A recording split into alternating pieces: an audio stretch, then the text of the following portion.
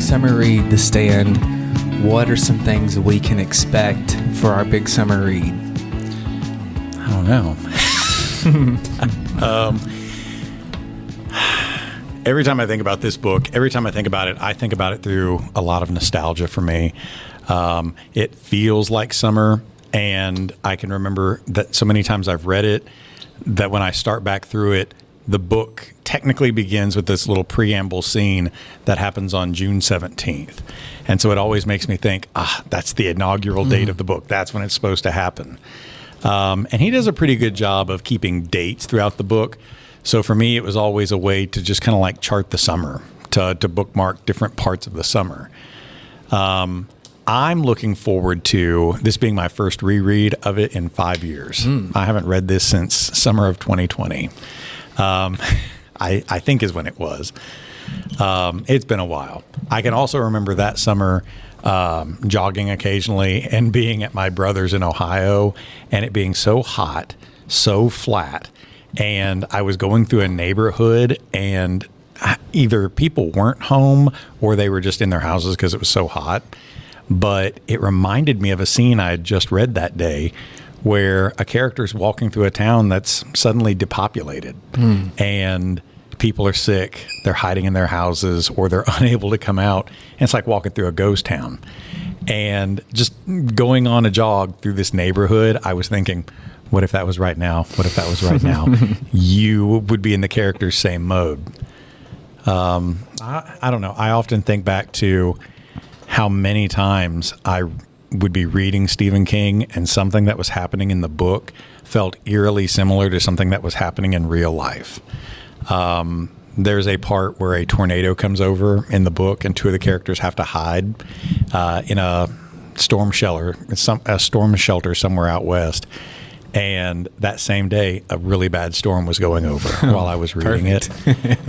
So it felt like you notice these eerie parallels that were happening in your own life. I'm looking forward to it. I'm really hyped about it. It's been a long while for me. And I even told April I'm really happy that we're going to do it in bite-sized chunks. Oh, yeah. Because that feels more manageable to me, too. It gives me the sweats when I look at it. It makes me nervous. It's literally The Stand because on my shelf where I keep my books that I want to read, I'll be like, wow, my book stack's really, oh, wait, no, it's just The Stand. Because they're on top of it because it was literally The Stand. So it's going to be a challenge for me because I know of several books that I've been accruing that I want to read. I'm going to finish up The Fisherman here soon. And then I've got Tomorrow as my sophomore summer read. Their Eyes Were Watching God, which is an AP summer read, but it's skinny, but you want to do it justice. Yeah. Clara and the Sun, The Martian, I just have a lot of them that I want to get to this summer. Good Rebel Soil. Good Rebel Soil is on its way, so I'm going to read that. Mine's on its way, too. Nice. Yeah, I'm excited. Yeah. I want to ask him about his Louis L'Amour books. I can remember being in a class with him and him telling us about that he was a Louis L'Amour writer. Oh, really? That's cool. Because that's the first time I ever realized that Louis L'Amour was more than just one guy. Yeah. I don't know why I didn't put that together. But. Well, I thought the same thing applied to Danielle Steele, and I Googled it, and it said no, she actually had written all her stuff. So that fooled me because I thought that was for real. Yeah, I did. I was like, okay. What are you thinking about The Stand, other than it gives you the willies to think about the size of the reading? I don't know. I'm really unexpected into it. I've never read anything Stephen King. Yeah, I kind of hate that this is the first thing I'm breaking you in on. I don't know that I've ever watched anything Stephen King other than Shawshank Redemption is Stephen King, right? Such a good one. Yeah, that's the only Stephen King I've ever watched, I think. I don't know. I don't know what to expect. I have no expectations right now. It's not a book that I would read on my own. So I'm looking forward to that. It does intimidate me how big it is. Yeah. Something that I would want to encourage you is to not get caught up in the expectation that Stephen King must be horror and that we have to love horror. Yeah. Because that's one thing that I really love about The Stand is how much genuine character development and how authentic an American story it feels to me. If we've talked about John Ely's book, The Landbreakers, and his characters being like this example of America, or Cormac McCarthy's characters being an example of America. So much so, Stephen King's characters are another slice of America, a broad slice. You've got a guy from Texas who's this down-home kind of redneck hit guy, and he winds up being like the archetypal good guy sheriff. And you've got a guy who's a one-hit wonder rock star who's ready to crash and burn, and he's got a long way to go to come back from being the bad guy that he's treating people like. You get a lot of gray area characters in there too, and I feel like you get some really genuine, wonderful people that you just kind of wish were real that you could have in your life. That's what I remember about it. So is there any horror elements to it? Oh yeah. Okay. Yeah. Okay. Definitely. Well, what would you say if someone out there that listens to us, they're thinking about reading it along with us, what would you say to them? Oh, I would totally encourage them. And I would say, be sure to comment. Be sure to tell us what you're thinking about it while you read it. For sure. I would also not be shocked if you start having dreams about it during the summer. Perfect.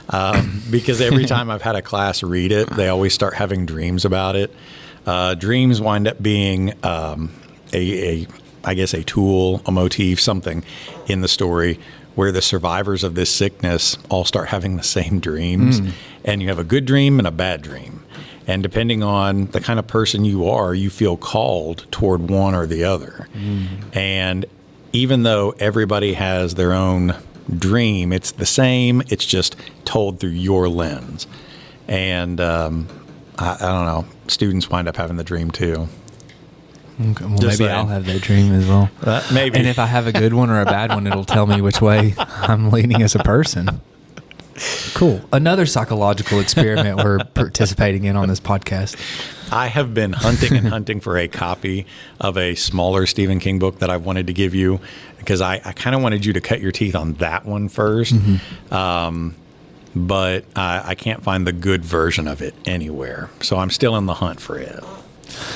So I think the plan for us is to start on June 17th. Is that right? Ooh, we could start that day if you wanted. I think that would be good. Okay, A good start, so that way everybody's together. Yeah. If anybody chooses to read along with us.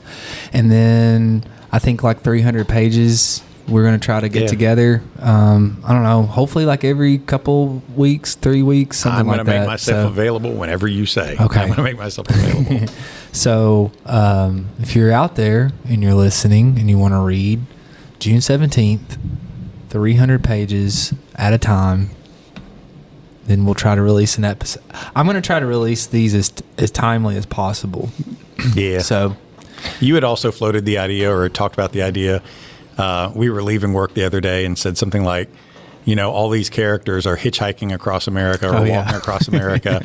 And I said how it always brings out this wanderlust in me that I want to get out and I just want to walk these country roads and I want to get out and see how many miles I can build up to. I don't know that I would be able to build 3,000 miles over the course of a summer, but I don't know. We'll see. I was trying to think of a walking challenge or running challenge we could do. And I was like, maybe we could half it and then half that again. Because we'll double team it. And then if someone else reads with us, then we could third that. What? Well, sometimes they're on motorcycles too. Oh, okay. Well, then we can, Okay. Have you ever ridden a motorcycle? Man, I used to be a motorcycle rider. I had a Sportster. Okay. Yeah, a Harley Sportster. Okay. It was called the Bulldog. Because I'd pull back on that thing and it would... Well, it was more like the Black Cat. I think that's actually what I called it, was the Black Cat. The Black Cat. Yeah. My brother was big into motorcycles for a while, and I don't know. I've always been hesitant about them because I'm the cautious brother who's like, I don't know. And he had me ride it one time, and he tricked me into getting on it. I'm so stupid. He tricked me into getting on it. And he's like, okay, now here's what you do with the throttle. And I was like, no. He said, yeah, you're fine. And I don't know. I had the brake and the throttle open at the same time, and it almost popped up in a wheelie. And that's when my brother, James, showed himself to be the most patient, calm teacher, because I would have wigged out. But my brother just kind of smiled and said, okay, now here's what you're going to do next time. And then he had me drive it to the end of the road and back in Ohio, flat farm country roads. And it did feel nice. It's cool. It did. I had it, and Mary Beth was pregnant, and I was starting to second guess having one. And then one day we were riding, and I squared up on a walnut in the road, and it like jiggled underneath me, and I sold it as soon as I got home and put it up for sale. So, yeah. All right. So June 17th, 300 pages, release timely episodes. If you want to participate, reach out to us. If you've got my phone number, text me. If you're someone outside of this and you've been listening, first off, thank you. Really, I can't believe you've been with us this long. Especially those in Knoxville. We've got a odd following in Knoxville, so thank you. I wonder if it's Knoxville. all the John Ely stuff and Cormac McCarthy stuff. Probably. They're going to love the month of Frasier, yes. Which at this point had us on my podcast schedule has already passed. So I hope you enjoyed that. You can email us at dreamfactorypodcast@gmail.com. And you never know, we might have a live episode at the Sparta Amphitheater. You never know. Hey, there's a part in the book where, I don't want to spoil things, but where the good guys get together and they're, like I said, trying to kickstart civilization back.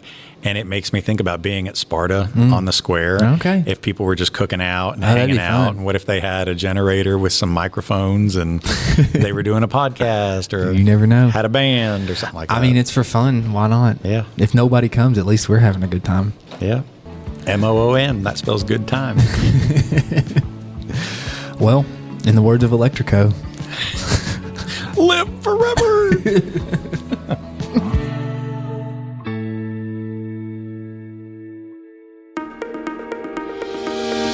Hey, if you're a fan of good conversations and fresh takes on literature and the kind of school stories that stick with you long after the bell rings, well, I've got a podcast for you. It's called With Honors, and it's where my high school students have taken the microphone, not just to analyze books or talk about our lessons, but to reflect on what we've learned this year, have conversations about what surprised them, how our literature and classroom experiences connect to their real lives. And we talk about everything from symbolism and Poe to the pros and cons of class pets, and all through the voices of smart, curious students who have learned to speak their minds.